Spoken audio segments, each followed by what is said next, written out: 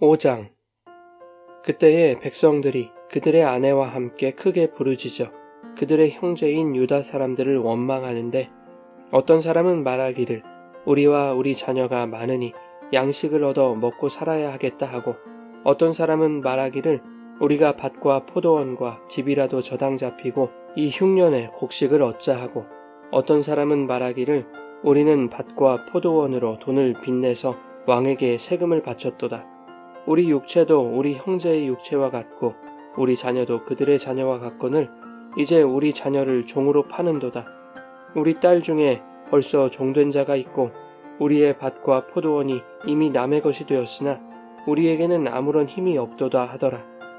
내가 백성의 부르짖음과 이런 말을 듣고 크게 노하였으나 깊이 생각하고 귀족들과 민장들을 꾸짖어 그들에게 이르기를 너희가 각기 형제에게 높은 이자를 취하는도다 하고, 대회를 열고 그들을 쳐서 그들에게 이르기를 우리는 이방인의 손에 팔린 우리 형제 유다 사람들을 우리의 힘을 다하여 도로 찾았거늘 너희는 너희 형제를 팔고자 하느냐, 더구나 우리의 손에 팔리게 하겠느냐 하매, 그들이 잠잠하여 말이 없기로 내가 또 이르기를 너희의 소행이 좋지 못하도다.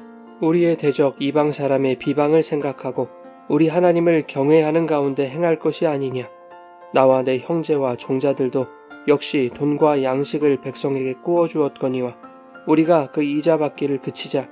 그런즉 너희는 그들에게 오늘이라도 그들의 밭과 포도원과 감람원과 집이며 너희가 꾸어준 돈이나 양식이나 새 포도주나 기름의 100분의 1을 돌려보내라 하였더니, 그들이 말하기를 우리가 당신의 말씀대로 행하여 돌려보내고 그들에게서 아무것도 요구하지 아니하리이다 하기로, 내가 제사장들을 불러 그들에게 그 말대로 행하겠다고 맹세하게 하고, 내가 옷자락을 털며 이르기를 이 말대로 행하지 아니하는 자는 모두 하나님이 또한 이와 같이 그 집과 산업에서 털어버리실지니 그는 곧 이렇게 털려서 빈손이 될지로다 하매, 회중이 다 아멘하고 여호와를 찬송하고 백성들이 그 말한 대로 행하였느니라.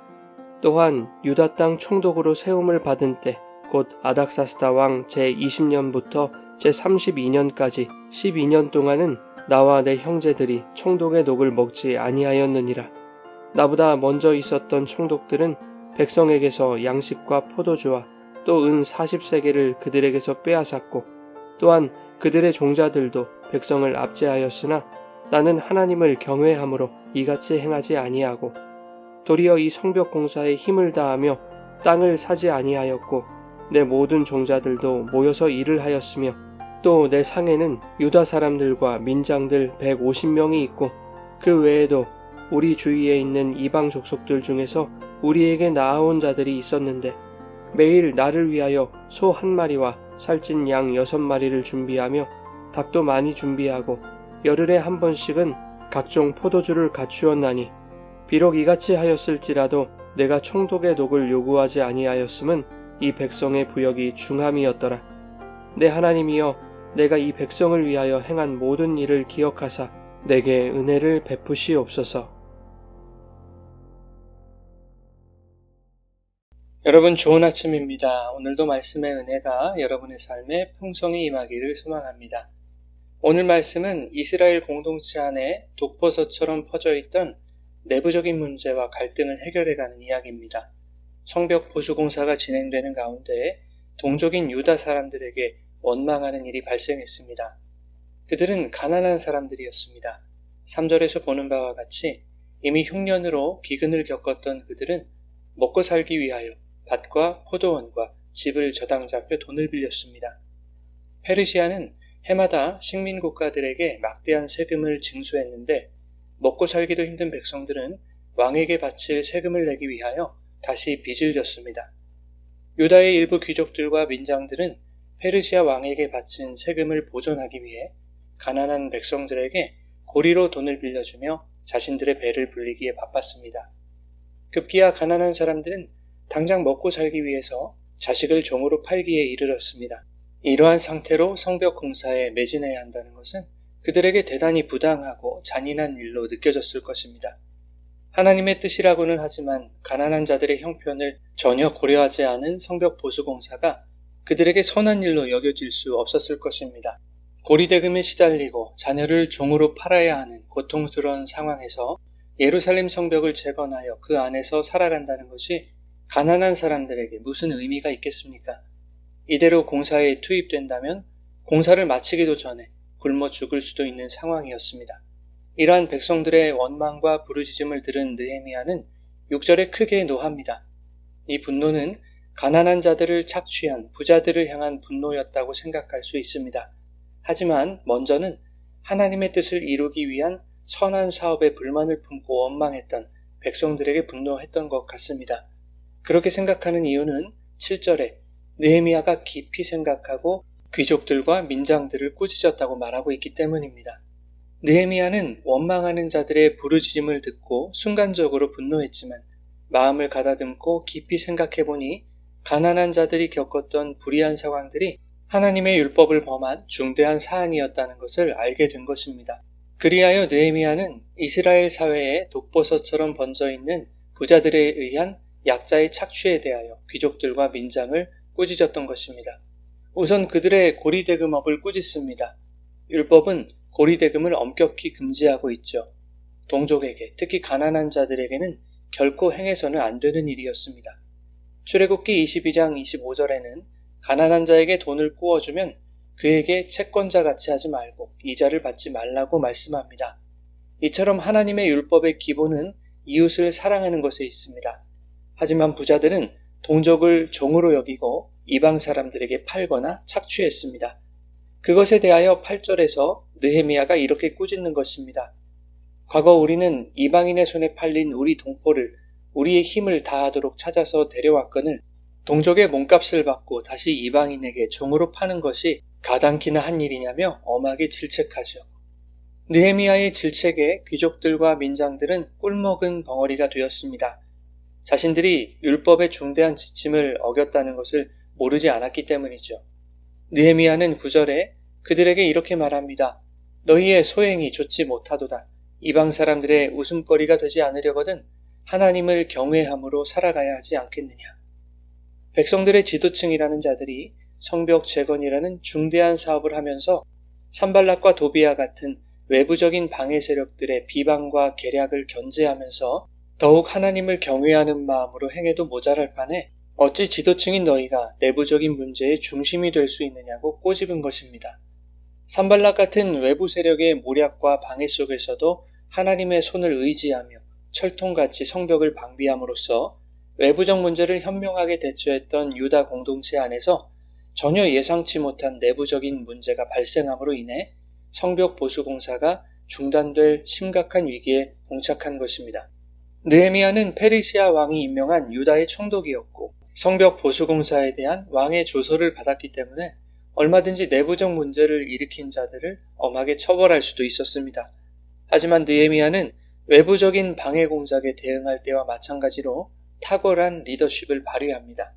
10절에 느헤미야는 귀족들과 민장들에게 나와 내 형제들과 내 종자들도 가난한 사람들에게 돈과 양식을 꾸어주었지만 나도 율법에 따라 이자를 받지 않을 것이니 당신들도 이자 받기를 그치고 가난한 자들에게 저당 잡은 것을 되돌려주며 돈과 양식과 포도주와 기름의 100분의 1을 돌려보내라고 제안합니다. 자신이 먼저 말씀대로 행하는 신앙의 모범을 보이겠다는 것입니다. 그러자 귀족과 민장들이 느헤미야의 말대로 행하기로 하고 제사장 입회하에 맹세합니다. 공동체를 파괴하고 개인의 신앙을 방해하는 외부적인 요소들에 대해서 성도들은 비교적 적극적으로 대처합니다. 문제의 심각성을 알고 함께 기도하며 하나님의 도우심을 구하죠. 그러나 내부적인 요소들에 대해서는 제대로 인지하지 못하는 경우가 많습니다. 내 습관, 내 삶의 방식 등이 하나님의 뜻과 동떨어져 자신의 신앙을 해치고 있음을 알지 못하는 경우가 많습니다. 혹은 그것을 감지하면서도 합리화하는 경우가 많죠. 그래서 성도는 말씀을 더욱 깊이 묵상하고 하나님의 뜻을 물어야 하는 것입니다. 무엇이 하나님을 경외하는 삶인지를 깊이 생각하고 사탄의 비웃음이 될 만한 일들을 그칠 수 있는 영적 판단력과 결단이 있어야만 우리에게 맡기신 성전 재건을 중단하지 않고 지속할 수 있는 것입니다. 14절부터는 느헤미야의 청렴함에 대해 기록하고 있습니다. 그는 아닥사스다 왕 제20년부터 제32년까지 12년 동안 총독의 녹을 먹지 않았다고 말합니다. 자신보다 먼저 있던 총독들은 백성을 착취하고 압제했지만 자신은 그렇게 하지 않았다는 것입니다. 땅을 사거나 재산을 분리되어 하지 않았고 오로지 성벽 공사에 힘을 다했다고 말합니다. 자신이 그렇게 청렴하게 그리고 하나님의 일을 위하여 살았던 것은 하나님을 경외했기 때문이라고 15절에 고백하고 있죠. 최근 유명 목사님의 청부론이 다시 한번 회자되고 있습니다. 상당한 돈과 안정적인 노후를 확보한 그분은 청렴한 부자론을 오래전부터 주장해왔습니다. 한 신학자가 공개 토론 방송에서 깨끗한데 어떻게 부자가 될 수 있냐고 말한 것에 대해 그 교수를 물질을 악하게 보는 영지주의 이단 사상을 가진 사람이 아닌가 하고 생각했다며 그 목사님이 회고했습니다. 이것에 대해 고신대 조직신학 교수였던 박용돈 목사님이 이런 글을 남겼습니다. 깨끗한 부자를 부정하는 것이 물질을 악하게 보는 영지주의 이단 사상이라고 보는 사고의 수준에 많은 생각을 하게 된다. 깨끗한데 어떻게 부자가 될 수 있냐고 말한 그 교수는 구조적인 부조리와 불의가 만연한 자본주의 경제체제 속에서 연대적인 죄에 전혀 연루되거나 오염되지 않은 깨끗한 부의 축적은 어렵다는 취지로 말했을 것이다. 현대 자본주의 사회에 깊이 뿌리내린 구조적인 악과 모순과 불평등이 우리의 경제활동에 얼마나 복잡하게 얽혀 있는가. 그런 사회에서 개인이 아무리 경건하고 깨끗해도 자신도 원치 않게 탐욕이 응축된 구조적인 모순 속에서 더럽혀지는 걸 피할 수 없다. 불의한 세상에서 어느 정도 양심적인 부자가 될 수는 있으나 때가 묻지 않은 깨끗한 부자란 존재하지 않는다. 그러니 깨끗한 부자라는 생각 자체도 거짓된 자기 의가 될 수 있다.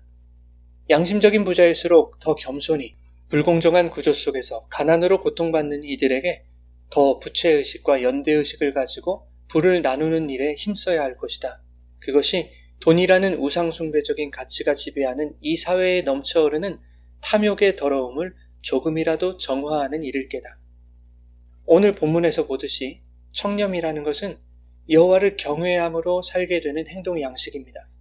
하나님의 말씀을 가치로 삼고 그 가치가 요구하는 대로 살아갈 때 하나님을 경외한다고 말할 수 있는 것이죠. 하나님의 말씀이 우리에게 가르치는 근본적인 교훈은 하나님 사랑, 즉 하나님 경외가 바로 이웃사랑이라는 것입니다. 그것을 가치로 삼고 행하며 살아가는 삶이 청렴한 삶이라고 할 수 있습니다. 그렇게 청렴하게 살아가는 자가 부자가 될 수 있다는 것은 오늘 느헤미야의 청렴과 사뭇 다른 것이죠. 페르시아의 왕이 백성들에게 가혹한 세금을 징수할 때 느헤미야는 자신이 왕의 녹을 먹는 것이 백성들의 부담을 가중시키는 것이라고 판단하여 왕이 임명한 유다 총독으로서 정당하게 받을 수 있는 권리마저도 포기했던 것입니다. 세상은 정당한 권리 안에서 재화를 얻는 것을 청렴으로 여길지 모르나 그 세상의 구조가 이미 악에 취해 있고 불의로 만연하다면 그 어떤 정당하고 양심적인 방법으로 불을 쌓았다 할지라도 그것을 성경이 정의하는 청렴이라고 볼 수 없는 것입니다. 느헤미야는 자신이 누릴 수 있는 정당한 권리 속에 숨어있는 세상의 불의함을 보았고 그 불의함 속에 수많은 가난한 자들의 한숨과 눈물과 고통이 서려 있다면 그 정당한 권리를 버리는 것이 하나님이 원하시는 청렴이라고 생각했던 것입니다. 우리는 구조적으로 불의한 이 세상을 살아갈 때 재물이 필요합니다.